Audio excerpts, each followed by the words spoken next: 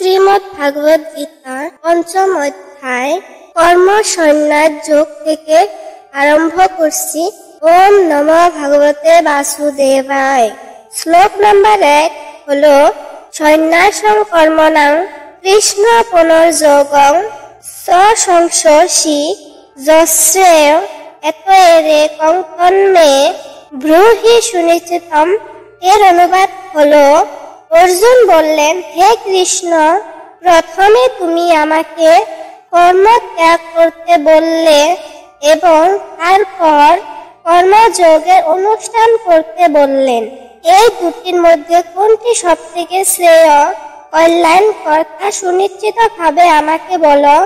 শ্লোক নাম্বার 2 হলো সন্ন্যাস কর্ম যোগস্য নিঃশ্রেয় স পরাবুভৌ তয়স্থ কর্ম নাশাৎ কর্মযোগ বিহিষ্যতে। এর অনুবাদ হলো, পরমেশ্বর ভগবান বললেন, কর্মত্যাগ কর্মযোগ উভয়ই মুক্তিদায়ক, কিন্তু এই দুটির মধ্যে কর্মযোগ কর্ম সন্ন্যাস থেকে শ্রেয়। 3 নম্বর শ্লোকটি হলো জ্ঞেয় স নিত্য সন্ন্যাসী জন দেশটি ন কাকাঙ্ক্ষতি নির্দণ্ড হি মহাবাহো সুখং বন্দাত প্রমুচ্যতে। এর অনুবাদ হলো, হে মহাবাহো, যিনি তার কর্মফলের প্রতি দেশ বা আকাঙ্ক্ষা রাখে না বা করেন না, তাকেই তুমি নিত্য সন্ন্যাসী বলে জানবে। এই প্রকার ব্যক্তি দণ্ডরহিত এবং পরম সুখের কর্মবন্ধন থেকে মুক্তি লাভ করেন। 4 নম্বর শ্লোকটি হলো সংখ্যা যজ্ঞ পৃথক বালা প্রবন্ধন্ডী ন পণ্ডিতা একম পাস্থিত সম্যক উভয়র বিন্দতে ফলম। এর অনুবাদ হলো, অল্পজ্ঞ ব্যক্তিরাই কেবল সংখ্যাযোগ ও কর্মযোগকে পৃথক পৃথক পদ্ধতি বলে প্রকাশ করেন, পণ্ডিতেরা তা বলেন না। উভয়ের মধ্যে যে কোনো একটিকে সুষ্ঠু রূপে আচরণ করলে উভয়ের ফলই লাভ হয়। 5 নম্বর শ্লোকটি হলো যৎ সাংখ্যই প্রাপ্যতে স্নানং তদং যজ্ঞর্কে গম্যতে একং সাংখ্যং কস যোগং সজ পশ্যতি স্বপশ্যতি। এর অনুবাদ হলো, যিনি জানেন সংখ্যা যোগের দ্বারা যে গতি লাভ হয়, কর্মযোগের দ্বারাও সেই গতি প্রাপ্ত হওয়া যায়, এবং যিনি সংখ্যাযোগকে এবং কর্মযোগকে এক বলে জানেন, তিনি যথার্থ তুষ্ট দ্রষ্টা। 6 নম্বর শ্লোকটি হলো সৈন্য হস্ত মহাবাহু দুঃখমাপ্তুম যোগত যোগযুক্ত মুনি ব্রহ্ম ন চিরেনাধি গচ্ছতি। এর অনুবাদ হলো, হে মহাবাহ, কর্মযোগ ব্যতীত কেবল কর্ম ত্যাগ রূপ সন্ন্যাস দুঃখজনক, কিন্তু যোগযুক্ত মুনি অচিরেই ব্রহ্মাকে লাভ করেন। 7 নম্বর শ্লোকটি হলো যোগযুক্ত বিশুদ্ধাত্মা বিজিতাত্মা জিতেন্দ্রিয় সর্বভূতাত্ম ভূতাত্ম পূর্বন্নপি ন লিপ্যতে। এর অনুবাদ হলো, যোগযুক্ত ব্যক্তি বিশুদ্ধ জ্ঞানী, যোগযুক্ত জ্ঞানী বিশুদ্ধ বুদ্ধি বিশুদ্ধ চিত্ত ও জিতেন্দ্রিয়, এবং তিনি সমস্ত জীবনেও অনুরাগ ভাজন হয়েও সমস্ত কর্ম করেও তাতে লিপ্ত হন না। শ্লোক নাম্বার 8 হলো নৈব কিঞ্চিৎ পরমিতি যুক্ত মন্যে তত্ত্ববিদ পশ্যন শৃণ্ভন স্পৃশন জিঘ্রন্ন স্নন গচ্ছন স্বপন শ্বসন।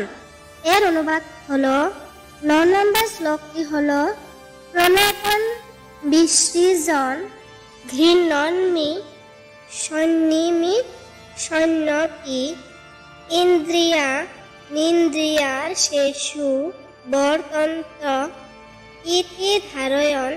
এই 2 শ্লোকের অনুবাদ হলো চিন্ময় চেতনায় অধিষ্ঠিত ব্যক্তি দর্শন শ্রবণ স্পর্শ ঘ্রাণ ভোজন গমন নিদ্রা ও নিঃশ্বাস আদি ক্রিয়া করেও সর্বদা জানেন যে প্রকৃতপক্ষে তিনি কিছুই করছেন না, কারণ প্রলাপ, ত্যাগ, গ্রহণ, চক্ষুর উন্মেষ ও নিমেষ করার সময় তিনি সব সময় জানেন যে জড় ইন্দ্রিয়গুলিও কেবল ইন্দ্রিয়ের বিষয়ে প্রবৃত্ত হয়েছে, তিনি নিজেই কিছু করছেন না।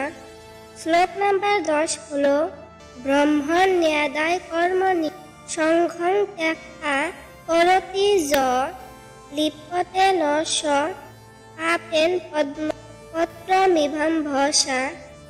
এর অনুবাদ হলো যিনি সমস্ত কর্মের ফল পরমেশ্বর ভগবানকে অর্পণ করেন, অনাসক্ত হয়ে কর্ম করেন, কোনো পাপ তাকে কখনো স্পর্শ করতে পারেন না। ঠিক যেমন জল পদ্ম পাতাকে স্পর্শ করতে পারেন না।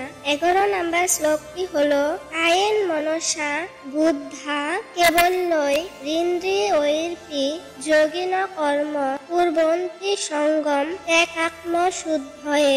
এর অনুবাদ হলো আত্মশুদ্ধির জন্য যোগীরা কর্মফলের আসক্তি ত্যাগ করে দেহ, মন, বুদ্ধি এমনকি ইন্দ্রিয়ের দ্বারাও কর্ম করেন।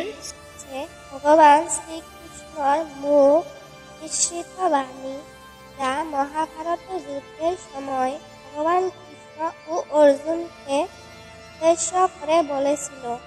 এই গীতা উপদেশের মধ্যে আমাদের সকলের জীবন পরম কল্যাণ কিভাবে সাধিত হবে বর্ণনা করা হয়েছে। শ্রীমদ্ ভগবদ গীতা যথাযথ গ্রন্থটি রচনা করেছেন বৈদিক জ্ঞানের বিদগ্ধ পণ্ডিত, ইস্কনের প্রতিষ্ঠাতা, ভগবান শ্রীকৃষ্ণের ভক্ত, কৃষ্ণ কৃপা শ্রীমূর্তি শ্রীল অভয় চরণার বৃন্দ ভক্তি বেদান্ত স্বামী প্রভুপাদ। তিনি এই শ্রীমদ্ ভাগবত গীতা যথাযথ শ্রীকৃষ্ণের উপদেশ কোনো রকম বিকৃত না করে যথাযথভাবে পরিবেশন করেছেন, যা গীতার অন্যান্য সংস্করণ থেকে সম্পূর্ণ আলাদা। যা এই শ্লোকগুলি জোরে জোরে পড়লে বা শুনলে